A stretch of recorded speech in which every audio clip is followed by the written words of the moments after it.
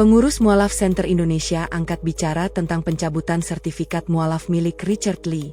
Pihaknya menegaskan bahwa sertifikat tersebut hanyalah dokumen pelengkap dan tidak berhubungan dengan keyakinan seseorang. Kendati demikian, ia menyatakan keberatan jika nantinya dokumen tersebut disertakan dalam persoalan hukum.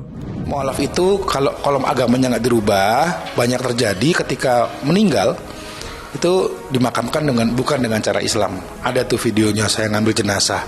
Nah, saya berharap teman-teman mualaf ketika punya sertifikat langsung segera gunakan untuk merubah data kolom KTP. Sebagai bentuk bagian dari iman, mengakui Islam sebagai agama saya, ganti KTP-nya supaya bisa dimakamkan cara Islam. Yang kedua, itu digunakan untuk pernikahan.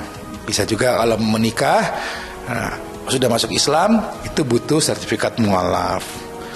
Dan juga untuk surat kematian.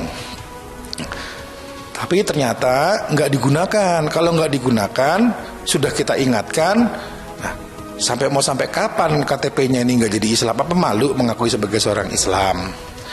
Nah, yang kedua, kenapa saya cabut? Saya nggak mau sertifikat mualaf itu dijadikan bukti tentang administrasi keislaman seseorang untuk saling menyerang, melaporkan dengan sesama muslim apalagi. Kalau masalah Dr. Richard Lee Islam atau enggaknya, saya yang mengislamkan.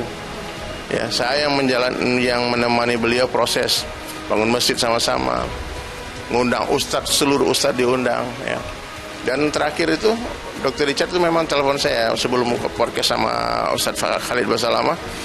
Doakan ya Ustadz, bulan Ramadan ini aku bisa sholat 5 waktu.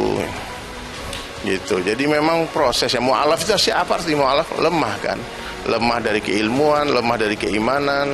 Nah, jadi kalau kita datang dengan menguatkan, maka siapapun bisa keluar lagi dari Islam. Pencabutan sertifikat itu bukan datang dari kami, atau mempersoalkan mualaf itu tidak datang dari kami. Justru Doktip lah yang mempersoalkan itu. Makanya saya bilang saya akan bawa ini ke meja hijau. Saya akan tantang dia.